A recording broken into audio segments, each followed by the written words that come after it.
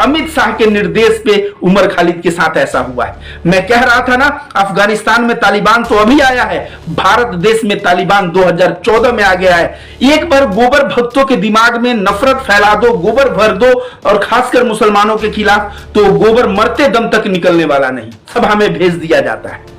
तुम प्रज्ञा ठाकुर को तो लोकसभा में भेज सकते हो, लेकिन इस प्रज्ञा ठाकुर की 2 कौड़ी की औकात नहीं है कि बाबा साहब के संविधान के खिलाफ एक कोई भी कदम उठाए। अगर संविधान के खिलाफ कदम उठाएगी त्वरित त्यों ही इसको जेल भेज दिया जाएगा और इसकी बुद्धि ठिकाने आ जाएगी। देश में ये जो कह रहा है ना, विकास विकास विकास, मोदी जी का तो विकास हम लोगों ने देख लिया। और मोदी जी इतने मतलब खतरनाक व्यक्ति हैं कि जो देश में विकास विकास की बातें हो रही थी, अब देश केवल चाह रहा है कि मोदी का पीछा छूटे। देश में तालिबानी शासन 2014 से आ रहा है, 2024 में इसे उखाड़ के फेंक देना है, नहीं तो देश में आए दिन लिंचिंग होगा। मैं कह रहा हूं, इस देश को मोदी अगर और 10 साल रह गया, 10 साल रह गया, तो देश को बर्बाद होने से कोई नहीं बचा सकता। ऐसा हो जाएगा कि लॉ एंड ऑर्डर पूर्ण रूप से जैसे अफगानिस्तान में बर्बाद हुआ है, बर्बाद हो जाएगा।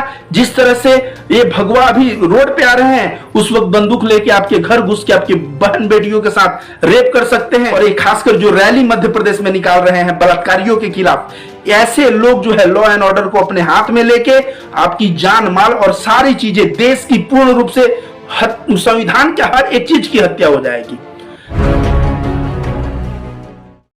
हेलो दोस्तों, नमस्ते। मेरा नाम रविकांत भारती है। दोस्तों, उमर खालिद की गिरफ्तारी को 1 वर्ष हो गए। सितंबर 2020 में गिरफ्तार किया गया था और सितंबर 2021 4-5 दिनों बाद आने वाला है। इनके जीवन का 1 वर्ष लगभग 365 दिन चला गया और इनकी खता क्या थी आप जानेंगे तो बहुत ही आश्चर्य होगा। दिल्ली दंगे के समय इन्होंने एक भाषण दिया था महाराष्ट्र के अमरावती में। उस भाषण के जो अच्छे अच्छे हिस्से थे उसको छोड़ के और कट सट करके एक 2 मिनट का वीडियो बनाया गया था और उसी वीडियो के आधार पर इनकी गिरफ्तारी हुई। जब कोर्ट ने दिल्ली पुलिस से पूछा कि गिरफ्तारी का आधार क्या है, इसका सोर्स वीडियो क्या है, पूरा वीडियो कहां है, तो दिल्ली पुलिस ने कहा न्यूज 18 और रिपब्लिक भारत इस वीडियो को चलाए थे, उसी के आधार पर गिरफ्तार हुआ। जब कोर्ट ने उन लोगों से पूछा तो वे लोग बोले कि बीजेपी आईटी सेल का जो हेड है अमित मालवीय, उसके ट्वीट से देख के हम लोगों ने न्यूज बनाया। अब जो है बीजेपी आईटी सेल का हेड, वो जो है उमर खालिद की अच्छे अच्छे बातों को कट करके और 2 मिनट, जैसे सपोज करिए अमित शाह मान लीजिए भाषण दे रहे हैं और अमित शाह कह रहे हैं कि मुसलमानों को देश से भगाओ। अब जो है मैं कहूं कि अमित शाह कह रहे हैं मुसलमानों को देश से भगाओ, बीच में कोई अमित शाह कट कर दे और दिखाए कि रविकांत भारती कह रहे हैं मुसलमानों को देश से भगाओ। इसी तरह से वीडियो को कट सट करके और उसके आधार पे बंदा 1 वर्ष जेल में रहा। आपको बहुत ही सुनकर आश्चर्य होगा। मैं आपको एक वीडियो दिखाता हूं जो 1 वर्ष पहले मैं बनाया था। आप देखिए यहां दोस्तों। के तहत उमर खालिद को गिरफ्तार कर लिया गया। मैं इस गिरफ्तारी का घोर विरोध करता हूं और विरोध इसलिए करता हूं क्योंकि जो बंदा दिल्ली दंगे में भाषण देते समय कहता है कि हम हिंसा का जवाब हिंसा से नहीं देंगे, जो बंदा कहता है कि वे लोग अगर दंगे करने के उद्देश्य से आएंगे तो हम लोग झंडा लहराएंगे, जो बंदा कहता है कि वे लोग अगर हम पे गोली चलाएंगे तो हम अपने हाथों में संविधान लेके लहराएंगे, ऐसे नागरिक धर्म को निभाने वाले बंदे को यूएपीए लगाकर। तो 1 वर्ष पहले मैंने ये वीडियो बनाया था और पुनः इस वीडियो को इसलिए बना रहा हूं कि कितना बड़ा घोर नाइंसाफी हुआ है इस बंदे के साथ। समझिए, जो इस बंदे में जो भाषण महाराष्ट्र के अमरावती में दिया था, जिस भाषण में इस बंदे ने कहा था कि हम नफरत का जवाब नफरत से नहीं देंगे, हम हिंसा का जवाब हिंसा से नहीं देंगे, हम नफरत का जवाब प्रेम से देंगे। अगर कोई हमें लाठी लेके मारने आएगा तो हम तिरंगे लेके खड़े हो जाएंगे, अगर कोई हमें गोली मारने आएगा तो हम भारत के संविधान के दायरे में रहेंगे। इस तरह का बात करने वाले उमर खालिद जैसे जो देश का नायाब हीरा है, जो इतना इंटेलेक्चुअल है, इतना बुद्धिमान है, उसको पकड़ के यूएपीए लगा के अंदर कर दिया गया। मैं बता रहा हूं दोस्तों, दिल्ली पुलिस किसके इशारे पे कार्य करती है आप जरा समझिए। दिल्ली पुलिस इतने बेवकूफ नहीं है, उसके आला अधिकारी इतने बेवकूफ नहीं है कि वो सोर्स वीडियो या पूरा वीडियो न मांग के वो इसी के ऊपर एफआईआर करें। इनको ऊपर से दिल्ली पुलिस गृह मंत्रालय चलाता है और अमित शाह के निर्देश पे उमर खालिद के साथ ऐसा हुआ है। मैं कह रहा था ना, अफगानिस्तान में तालिबान तो अभी आया है, भारत देश में तालिबान 2014 में आ गया है। तालिबान का मतलब क्या? जो आदमी अच्छे हो उनके साथ अन्याय किया जाए। तो अच्छे नागरिकों के साथ अन्याय करने वाले सरकार को क्या तालिबान से कम कहा जा सकता है? तो मैं डायरेक्ट यहां पे अगर आप बुद्धि लगाएं तो ये अमित शाह का प्लान था कि कोई भी केस लगाओ, कोई भी मुद्दा लगाओ, मैं नहीं जानना चाहता कि मुद्दा क्या हो, लेकिन उमर खालिद अंदर होना चाहिए। और देखिए उमर खालिद को अंदर करवा के इन लोगों ने 1 वर्ष उसके जीवन का किस तरह से बर्बाद किया। दूसरी बात, मैं एक गोबर भक्त से बात कर रहा था। वो गोबर भक्त को मैंने समझाया कि देखो भाई ऐसे ऐसे हुआ है। तो गोबर भक्त क्या कह रहा है कि नहीं, उमर खालिद का बयान बहुत ही गड़बड़ था, मैंने ट्वीट पे देखा है, मैंने रिपब्लिक टीवी पे देखा, N18 पे देखा, तो हम लोगों ने देखा है। अब बताइए ये अमित मालवीय जो है इसका क्या मंसूबा रहा होगा? एक बार गोबर भक्तों के दिमाग में नफरत फैला दो, गोबर भर दो, और खासकर मुसलमानों के खिलाफ, तो गोबर मरते दम तक निकलने वाला नहीं। तो अमित मालवीय का यही था कि जो है वोट बैंक के लिए एक ऐसा मामला र्यूमर फैलाया जाए जिससे देश का मुसलमान बदनाम हो। और उमर खालिद का ये जो कट सट करके वीडियो इसने ट्विटर पे डाला और सारे गोबर भक्त जो है उसको शेयर किए और कहीं ना कहीं मुसलमान कौम और उमर खालिद को बदनाम करने का प्रयास किया गया।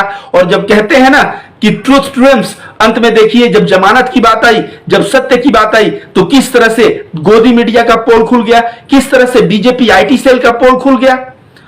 तो यही सभी लोग दिल्ली पुलिस को कह रहे हैं गुनहगार है। मैं कह रहा हूं दिल्ली पुलिस बाद में गुनहगार है, पहले अमित शाह इस देश का जो गृह मंत्री है वो गुनहगार है। न्यायपालिका को क्या करना चाहिए? पहले तो पुलिस से बोलना चाहिए कि तुमने पूर्ण वीडियो क्यों नहीं दिखाया, और पुलिस के आला अधिकारियों के ऊपर एक्शन लेना चाहिए। और जब आला अधिकारियों के ऊपर एक्शन लिया जाएगा तो ठीक अमित शाह का नाम आएगा, फिर अमित शाह को पकड़ के अंदर कर देना चाहिए। जब देश का गृह मंत्री ही इस तरह का नाइंसाफी भरा काम करे तो आदमी को समझ जाना चाहिए। और उसी दंगे में हमारे देश के प्रधानमंत्री नरेंद्र मोदी देश के नागरिकों को कपड़े से पहचानते हैं, तो कहते हैं कि कपड़े से पहचान में आ जाते हैं दंगाई कौन है। तो जब देश का प्रधानमंत्री और देश का गृह मंत्री जो तड़ी पार हो, ये समझिए कि जो 2014 में ये लोग आए, 2014 में तालिबानी सत्ता भारत में आ चुकी थी। और इसलिए 2014 से चाहे वो आदिवासी के इंटेलेक्चुअल्स हो, चाहे वो दलितों के इंटेलेक्चुअल्स हो, चाहे वो मुसलमानों में कुछ इंटेलेक्चुअल्स हो, इंटेलेक्चुअल होना चाहिए जो कलम के बल पे लोगों का विचार बदल सकते हैं, जो भाषण के बल पे लोगों का विचार बदल सकते हैं। ऐसे लोगों के ऊपर यूएपीए लगा के अंदर किया गया है। जैसे सुधा भारद्वाज को देख लीजिए, जैसे आनंद तंतुमड़े को देख लीजिए, ऐसे तमाम लोगों को जो समाज में बदलाव करने का अच्छा पावर रखते हैं उनको पकड़ के अंदर कर दिया गया। अब देश किस दिशा में जा रहा है? जब तालिबान की शासन इस देश में 2014 में आई तो देश का दिशा क्या है? देश का दिशा आप सभी लोगों के सामने है। अभी चूड़ी केस में एक बंदा मुसलमान था, उसको मारा पीटा गया, और इसलिए मारा पीटा गया क्योंकि वो हिंदुओं के इलाके में चूड़ी बेचता था। और उन लोगों के ऊपर जब कार्रवाई हुई तो चूड़ी वाले के ऊपर, मध्य प्रदेश में बीजेपी गवर्नमेंट है, चूड़ी वाले के ऊपर कई संगीन जुर्म लगा दिए गए, जबकि उसको मार पीट के उसकी जान लेने वाले की जो प्रयास कर रहे थे उन लोगों के ऊपर हल्के फुल्के धारा लगाए गए। और उसके बावजूद मध्य प्रदेश में क्या हुआ, ये चूड़ी वाले को जो पीटे हैं उनके समर्थन में हजारों के भीड़ में जो है भगवा झंडा लेकर जो है प्रदर्शन करने आ गए कि हम हिंदुत्व के सेव रक्षक हैं और हम लोग ये जो मारे हैं चूड़ी वाले को सही किए हैं। ये वही मध्य प्रदेश है जहां पे प्रज्ञा ठाकुर जो एक आतंकवादी है उसको लोकसभा में भेज दिया जाता है। तुम प्रज्ञा ठाकुर को तो लोकसभा में भेज सकते हो, लेकिन इस प्रज्ञा ठाकुर की 2 कौड़ी की औकात नहीं है कि बाबा साहब के संविधान के खिलाफ ये कोई भी कदम उठाए। अगर संविधान के खिलाफ कदम उठाएगी त्वरित त्यों ही इसको जेल भेज दिया जाएगा और इसकी बुद्धि ठिकाने आ जाएगी। मैं बाबा साहब अंबेडकर को लाख लाख धन्यवाद देता हूं जिन्होंने एक ऐसा संविधान बनाया कि उस संविधान के तहत देश का प्रधानमंत्री एक आतंकवादी भी बन जाए, देश में एमपी एक आतंकवादी भी बन जाए, तो भी संविधान अपनी रक्षा स्वयं करता है। और इसी की वजह से हम लोग जो है खुली हवा में सांस ले पा रहे हैं। तो दोस्तों मैं एक चीज कह दूं कि उमर खालिद के साथ जो हुआ है वो नाइंसाफी, उसके जीवन का आप ही बताइए। आपके जीवन का 300 दिन कौन लाके देगा? उनके परिवार के लिए वो 300 दिन कैसा गुजरा होगा जब जवान बेटा 300 दिनों के लिए जेल में चला गया होगा, और वो भी किस वजह से जेल में डाला गया, जब वजह जानने के बाद कितनी बेतुकी लग रही है कि वजह सिर्फ इतना है कि वो बंदा भाषण में प्यार की बात किया था, लेकिन उस प्यार वाली बात को काट के और कट छट करके एक गलत वीडियो बना के उस वीडियो के बिहाफ पे अंदर कर दिया गया। तो यही मैं कह दूं कि देश में तालिबानी शासन 2014 से आ रहा है, 2024 में इसे उखाड़ के फेंक देना है, नहीं तो देश में आए दिन लिंचिंग होगा। मैं कह रहा हूं इस देश को मोदी अगर और 10 साल रह गया, 10 साल रह गया तो देश को बर्बाद होने से कोई नहीं बचा सकता। इस देश में चाहे हिंदू हो चाहे मुसलमान, सभी भूख से मरेंगे। चाहे हिंदू हो चाहे मुसलमान, बेरोजगारी की डंडे ऑलरेडी खा रहे हैं, खाते रहेंगे। ऐसा हो जाएगा कि लॉ एंड ऑर्डर पूर्ण रूप से जैसे अफगानिस्तान में बर्बाद हुआ है, बर्बाद हो जाएगा। जिस तरह से ये भगवा अभी रोड पे आ रहे हैं, उस वक्त बंदूक लेके आपके घर घुस के आपकी बहन बेटियों के साथ रेप कर सकते हैं। ना आपकी जान की सुरक्षा रहेगी, ना अपने आपकी माल की सुरक्षा रहेगी। तो अभी देश में ये जो कह रहे हैं ना विकास विकास विकास, मोदी जी का तो विकास हम लोगों ने देख लिया। और मोदी जी इतने मतलब खतरनाक व्यक्ति हैं कि जो देश में विकास विकास की बातें हो रही थी, अब देश केवल चाह रहा है कि मोदी का पीछा छूटे, हमारी जान और माल की सुरक्षा रहे, हमारे बहन बेटियों का इज्जत आबरू सुरक्षित रहे। देश इस पे आ गया है। सोचिए, आज देश नहीं कहता कि हमें इंफ्रास्ट्रक्चर चाहिए, तो हमें सड़क चाहिए, तो हमें ये चाहिए, तो हमें पेट्रोल सस्ते चाहिए। आज कभी सुने हैं? क्योंकि लोग जो है इतना चाहते हैं कि किसी भी तरह से मोदी जी से अब मुक्ति मिले। और मोदी जी से मुक्ति अगर नहीं मिला तो मैं कह रहा हूं, मेरा अनाउंसमेंट, मैं रविकांत भारती के अनाउंसमेंट, 10 वर्ष बाद इस देश में जंगल राज होगा। ये जो है आपके घर बहन बेटियों चाहे हिंदू और मुसलमान को घर में घुस के ये जो गवर्नमेंट और इनके जो प्यादे और ये खासकर जो रैली मध्य प्रदेश में निकाल रहे हैं बलात्कारियों के खिलाफ, ऐसे लोग जो है लॉ एंड ऑर्डर को अपने हाथ में लेके आपकी जान माल और सारी चीजें, देश की पूर्ण रूप से संविधान के हर एक चीज की हत्या हो जाएगी। इसलिए आप लोगों को सुधारना पड़ेगा, चेतना पड़ेगा। और नहीं चेते तो कोई बात नहीं है। जब आपके बेटे भीख मांगेंगे, भूख से मरेंगे, उनकी जान माल की जो है सुरक्षा नहीं रहेगी, तो शायद उस वक्त आपकी बुद्धि